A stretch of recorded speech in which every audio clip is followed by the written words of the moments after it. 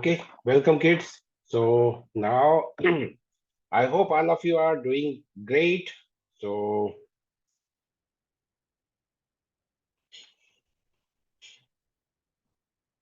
so we are starting the class today and आज का हमारा एजेंडा जो होगा, सबसे पहले तो हम अपनी बैटरी चार्ज करेंगे। और अपनी बैटरी चार्ज करने के लिए हमें क्या करना है, हमने पहले की क्लास में भी बताया हुआ है।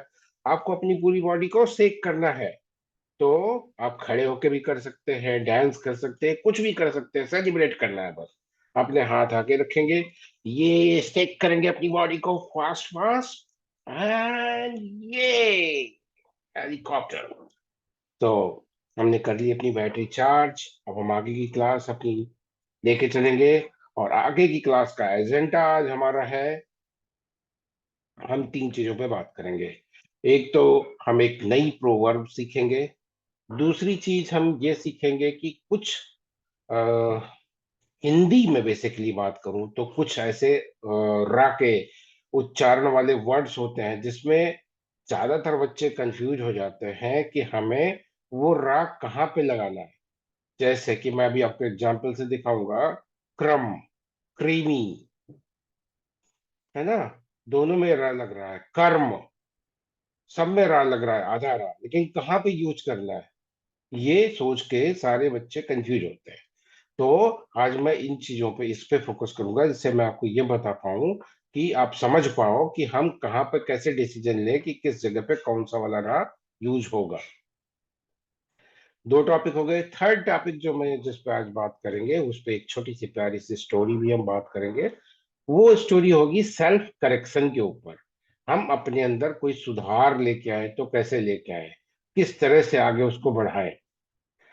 तो सबसे पहले हम स्टार्ट करते हैं आज के फर्स्ट टॉपिक पे। और हम आज के फर्स्ट टॉपिक के लिए जाने के लिए सब, तो I hope you are able to see my screen.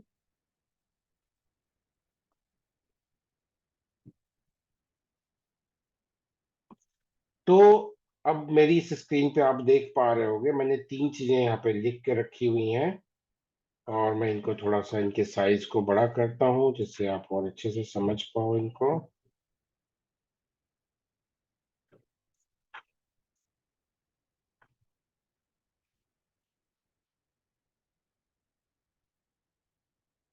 ठीक। अब आपने देखा इसमें कर्म लिखा हुआ है। तो हम ये कैसे पता करें कि कर्म जो लिखा हुआ है इसमें उड़ने वाला रा लगेगा, इसको हम बोलते हैं उड़ने वाला रा। या ऊपर लगाएंगे तो कैसे हमारे को पता चलेगा? हमारे को ये ऐसे पता चलेगा, जब भी हम कोई वर्ड बोलेंगे ना, तो उस वर्ड को बोलने में जिस अक्षर के पहले रा आ जाता है, वो भी पूरा नहीं, आधा रा आता है, जिसको कि बड़े वाले अक्षर मतलब पूरे अक्षर का सहारा लेना पड़ता है, वहां पे उड़ने वाला रा लगता है। जैसे अगर मैं इसको कहूं करम, करम, तो करम में क्या है? कर्म, कर्म में पूरा रा आएगा। अगर मैं इसी चीज को बोलता हूं कर्म, कर्म, मतलब रा पूरा नहीं आया है। रा कितना आया है? रा आधा आया है। अगर मैं करम बोलूंगा, करम, तो आपको इस चीज पे ध्यान देना पड़ेगा कि मैं क्या बोल रहा हूँ, उस अक्षर, एक एक अक्षर पे ध्यान देना पड़ेगा। करम। तो अगर मैं करम बोल रहा हूं तो इसका मतलब रा पूरा है। लेकिन अगर मैं इसी को बोल रहा हूं कर्म, कर्म, कर्म, ध्यान देना, बात पे केवल आवाज पे ध्यान देंगे तो समझ में आएगा। कर्म, जब मैं कर्म बोल रहा हूं तो यहाँ पे क्या है? र आधा आ रहा है। माँ के बिना कर का कोई कोई औचित्य नहीं है। कर, कर ऐसे कुछ करने का कोई मतलब नहीं है। तो मतलब जब मैं बोल रहा हूं तो रा जो है वो माँ के बिना अधूरा है, कर्म। लेकिन बोल कैसे रहे हैं? माँ के पहले बोल रहे हैं, कर्म, कर्म, कर्म। तो अगर ऐसा केस आता है तो वहां पे जो आपका रा लगेगा, वो लगेगा कौन सा? उड़ने वाला रा। अब इस टाइप के बहुत सारे एग्जाम्पल आप देख सकते हैं। मर्म, चर्म, कर्क, पर्क, चर्क, चर्च, इस तरह के जितने भी वर्ड्स होंगे हिंदी के, जिनमें कि रा जो है वो किसी अक्षर के पहले आ रहा है, जस्ट पहले आ रहा है, लेकिन उस अक्षर के बिना उसका कोई कोई महत्व नहीं है। अगर वो कर ऐसे बोल दो तो कोई मतलब ही नहीं बनता। जब तक कर्म बोलूंगा नहीं, माँ नहीं बोलूंगा, तब तक कोई मतलब नहीं बनता। तो ऐसा कहीं भी आ जाए, किसी भी वर्ड में आ जाए हिंदी के, जिसमें कि रा किसी अक्षर के जस्ट पहले आ रहा है, और उस अक्षर के बिना उस रा का कोई महत्व नहीं है, तो वहां पे रा जो लगेगा वो कौन सा लगेगा? वो रा लगेगा आपका उड़ने वाला रा। ठीक।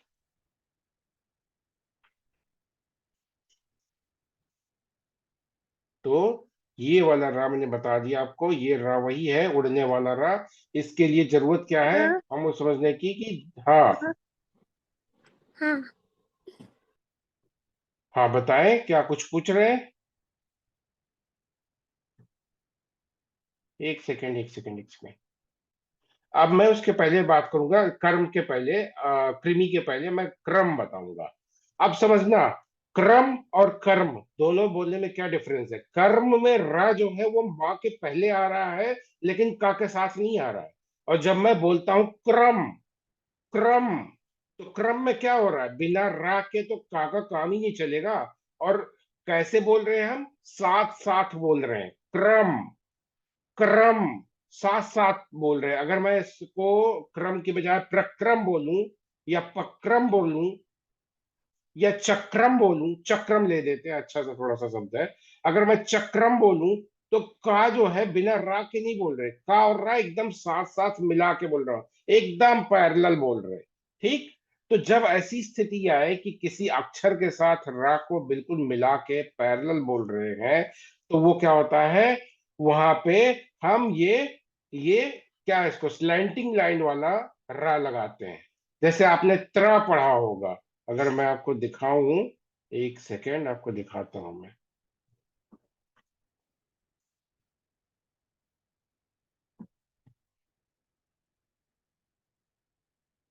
आई थिंक आप देख पा रहे होगे, त्रा। त्रा में भी क्या होता है? ता लगता है, ता में आधा रा लगा देते हैं, तो त्रा बन जाता है। अब इसी को मैं लिखता हूं प्र। देखो, पा लगा, अब पा के साथ में एक स्लैंटिंग लाइन लगा दी, और ये बन गया प्रा। ओके। तो इसी तरह से जो मैं आपको दिखा रहा था अभी, इसमें क्रम और कर्म को समझे अच्छे से। कर्म में रा माँ के पहले आ रहा है, लेकिन माँ के साथ लगा हुआ नहीं है। कर्म पहले रा का उच्चारण होता है, फिर माँ बोला जाता है। उसी तरह से क्रम में बात करें तो क्रम में रा जो है का के साथ ही बोला जाता है। का और रा मिला के ही क्रम बना है। ठीक है। इसी को आप कहें भ्रम, भ्रम। इसमें भी रा और भा एक साथ निकल रहा है। इसका मतलब भा के साथ ये डायगोनल वाला रा लगेगा, ये स्लैंटिंग लाइन वाला रा लगेगा। अब ये दो चीजें मैं आपको समझा पाया, आई थिंक समझ गए हो, लेकिन इसकी प्रैक्टिस करना है, तब और ज्यादा से क्लियर हो जाएगा। अगला शब्द जो है वो है क्रीमी। क्या है? Creamy, creamy. अब एक चीज ध्यान देना, क्रीमी हम बोल रहे हैं ना, हम यहाँ क्रम बोल रहे हैं, ना यहाँ हम कर्म बोल रहे हैं, हम क्या बोल रहे हैं? क्रीमी। और री से ऋषि आप सबने पढ़ रखा है, री से ऋषि पढ़ा है ना? री से ऋषि। अब री से ऋषि में अगर देखा होगा, तो ये खास करके आपको जिस चीज पे ध्यान देना है, वो चीज है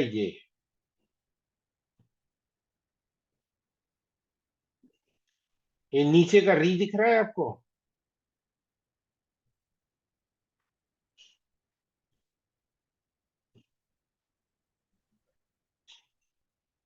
एक सेकंड, एक सेकंड।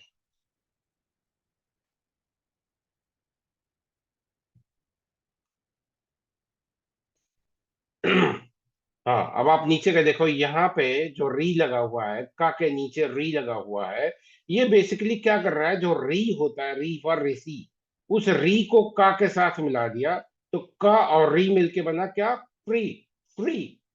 अब ध्यान देना, क्रम और क्री दोनों में डिफरेंस है। क्रम में क्या?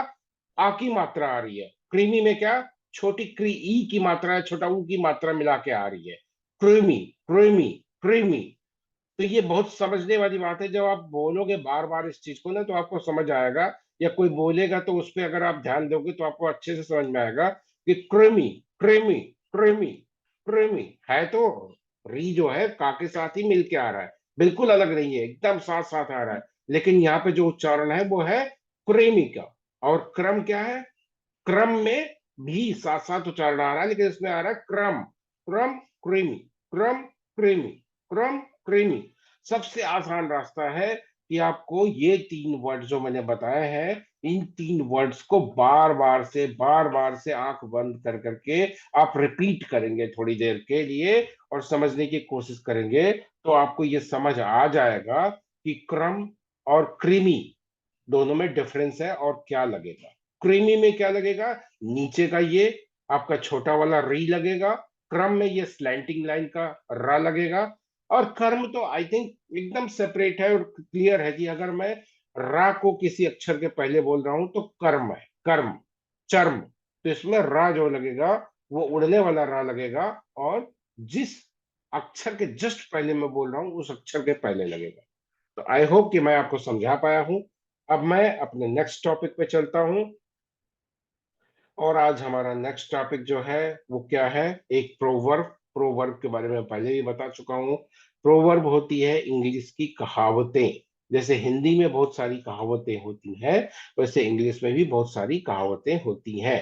तो अभी तक मैंने आपको करीब करीब तीन प्रोवर्ब्स बता दिए हैं। ये फोर्थ प्रोवर्ब है, और फोर्थ प्रोवर्ब में आप इसको पढ़ के देखें पहले क्या लिखा है। All good things must come to an end, all good things must come to an end। इसको अगर हिंदी में बताऊं मैं, तो हिंदी में समझना है तो एक बड़ा अच्छा, मैंने इसके ऊपर पीछे स्टोरी भी सुनाई है अपने किसी पीछे लेक्चर में। और वो क्या टाइम था कि ये समय गुजर जाएगा। क्या था, ये समय गुजर जाएगा। अब इस कहावत का, इस प्रोवर्ब का शाब्दिक अर्थ क्या है। All good things must come to an end, मतलब कोई भी अच्छी चीज होगी, कोई भी अच्छा सामान होगा, कोई भी अच्छा टाइम होगा, वो एक दिन तो खत्म होएगा ही होगा। मतलब हर चीज की एक्सपायरी होती है। तो अच्छा टाइम है तो उसकी भी, तो वो भी खत्म होगा, बुरा टाइम आपके साथ होगा वो भी खत्म होगा। अब ये अच्छी चॉकलेट आपके हाथ में आ गई, खा के खत्म कर दोगे। आप दाल आपको अच्छी नहीं लगती और सामने रखी है, खाने लगोगे तो वो भी खत्म हो जाएगी। तो इसका कुल मिला के मतलब यह है कि कोई भी चीज परमानेंट नहीं है दुनिया में। हर चीज एक दिन खत्म होनी ही होनी है। दिस इज द मतलब एक शाब्दिक अर्थ हो गया इसका। All good things must come to an end, हर अच्छी चीज का एक अंत होता है, या हर किसी चीज का एक अंत होता है। ठीक, ये तो हो गया शाब्दिक अर्थ। अब इसको एक एग्जाम्पल में अगर हम लेके चलेंगे। अच्छा, कौन, आई थिंक आप में से सारे के सारे बच्चे ऐसे होंगे जिनको वैकेशंस बहुत पसंद होगी, छुट्टियां बहुत पसंद होगी। आई थिंक सबको छुट्टियां बहुत पसंद है। मुझे भी पसंद है छुट्टियां वैसे तो। लेकिन क्या छुट्टियां हमेशा होती हैं, क्या परमानेंट होती हैं छुट्टियां? नहीं हो सकती हैं, हो ही नहीं सकती हैं। कभी ना कभी तो छुट्टियों का अंत होगा। तो अब इसको अगर हम अपने इंग्लिश वर्डिंग में यूज करेंगे तो कैसे यूज करेंगे, देखो इसको पढ़ के देखो आप। I wish this vacation would go on forever, it's too bad that all good things must come to an end. इसमें आप जैसा ही कोई बच्चा है जो ये कह रहा है कि आई wish this vacation would go on for ever. मैं चाहता हूं, आई विश, मैं चाहता हूं दिस वैकेशन, ये छुट्टियां, would go on for ever, हमेशा के लिए रहें। मैं चाहता हूं, मैं चाहता हूं कि ये छुट्टियां हमेशा के लिए रहें। आई wish this vacation would go on for ever, ये बच्चा चाहता है। इट्स टू बैड, अब वो आगे कह रहा है इट्स टू बैड, ये बहुत बुरा है, दैट ऑल गुड थिंग्स, कि हर अच्छी चीज मस्ट कम टू एंड, एक दिन खत्म होती है।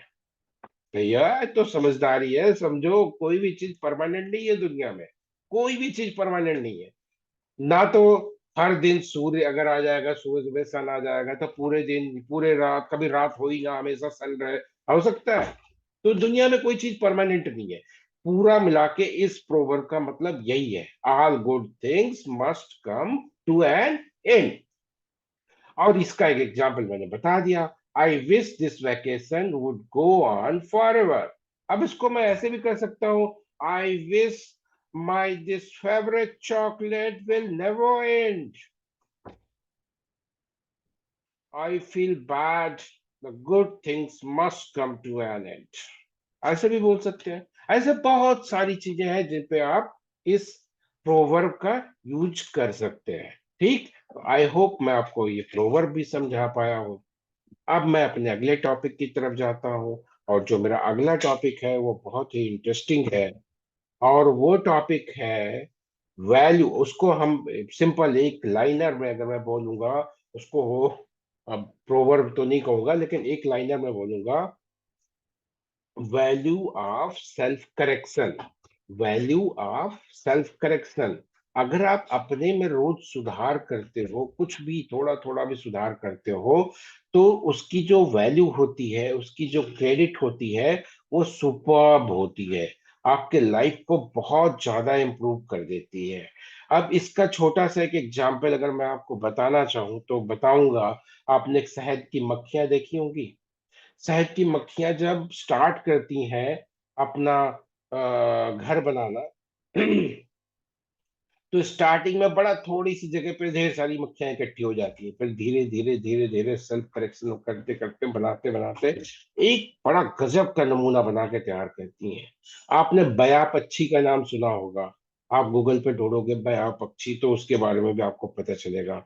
वो अपना जो, उसको कहते हैं पक्षियों में इंजीनियर, सिविल इंजीनियर होता है। वो अपना घोंसला इतना जबरदस्त तरीके से बनाता है, इतना उम्दा बनाता है कि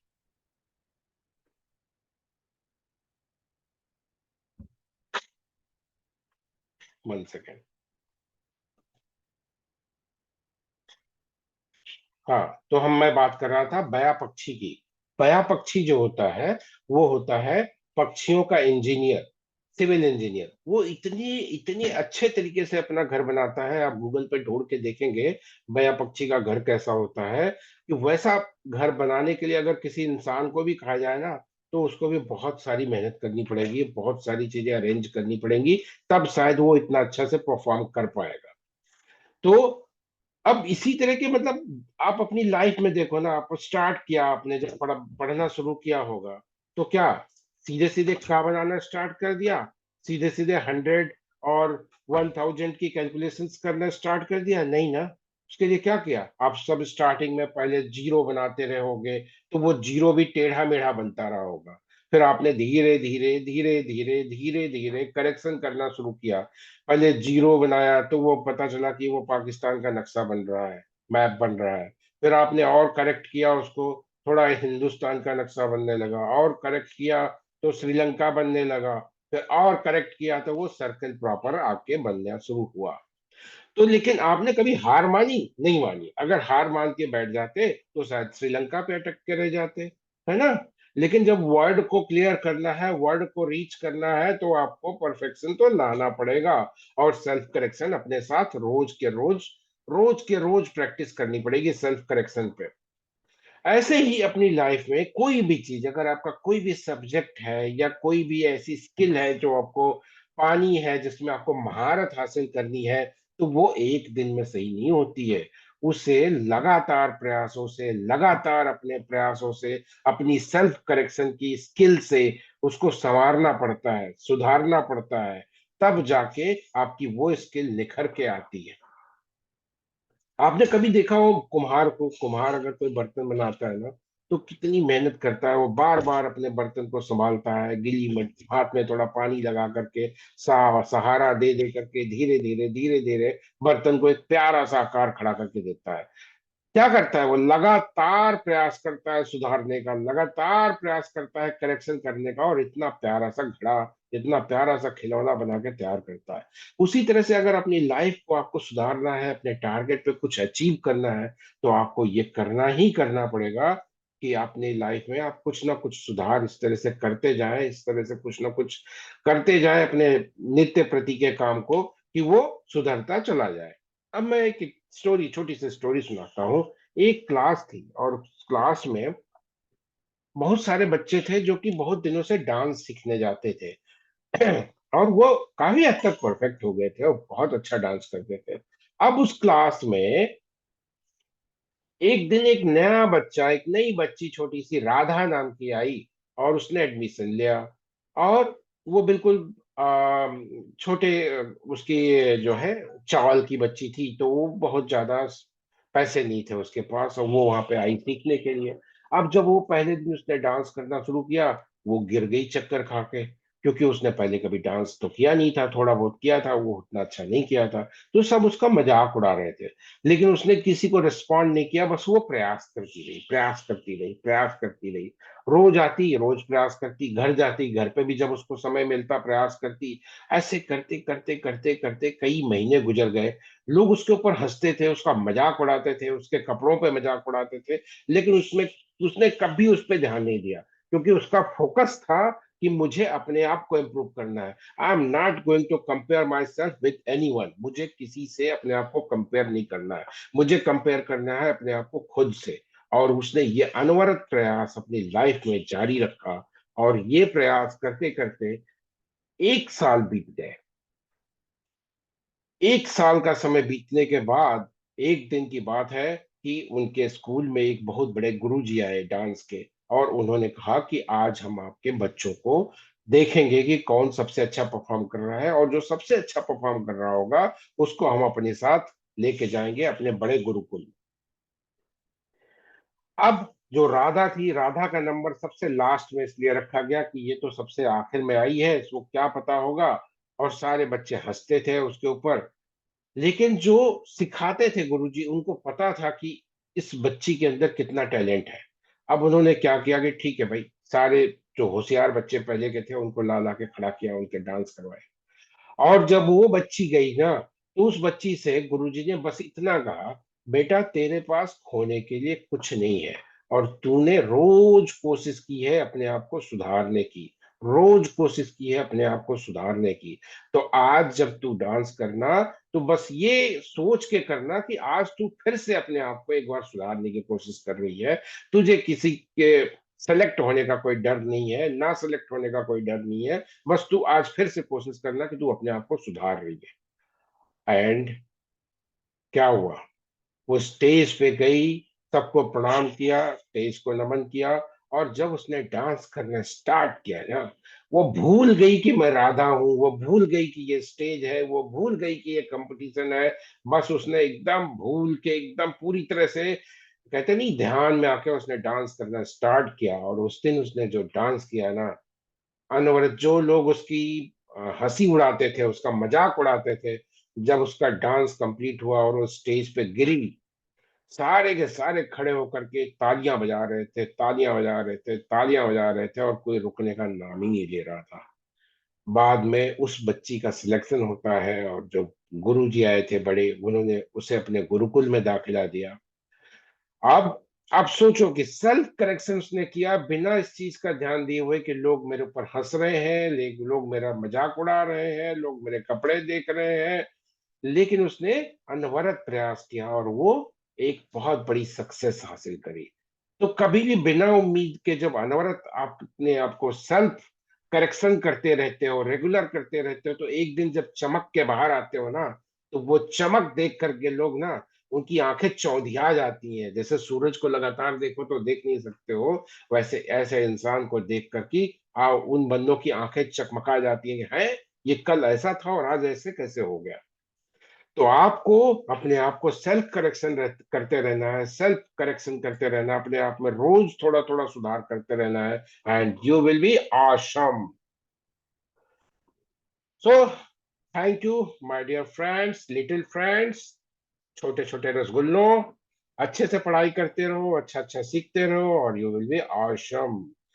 in next class I will come with fresh new teachings. बस आपसे ये रिक्वेस्ट है कि जितना हो सके इसे शेयर करें, यूट्यूब पे फॉलो करें, सब्सक्राइब करें, और जितने ज्यादा लोगों तक हम पहुंच पाएंगे उतना अच्छा हो सकेगा। तो आप जितनी अपनी तरफ से प्रयास कर सकते हो, कनेक्ट कर सकते हो, प्लीज करते रहो और ज्वाइन करो, अच्छी अच्छी चीजें सीखते रहो और एंजॉय करो। Okay, tata, bye bye, take care,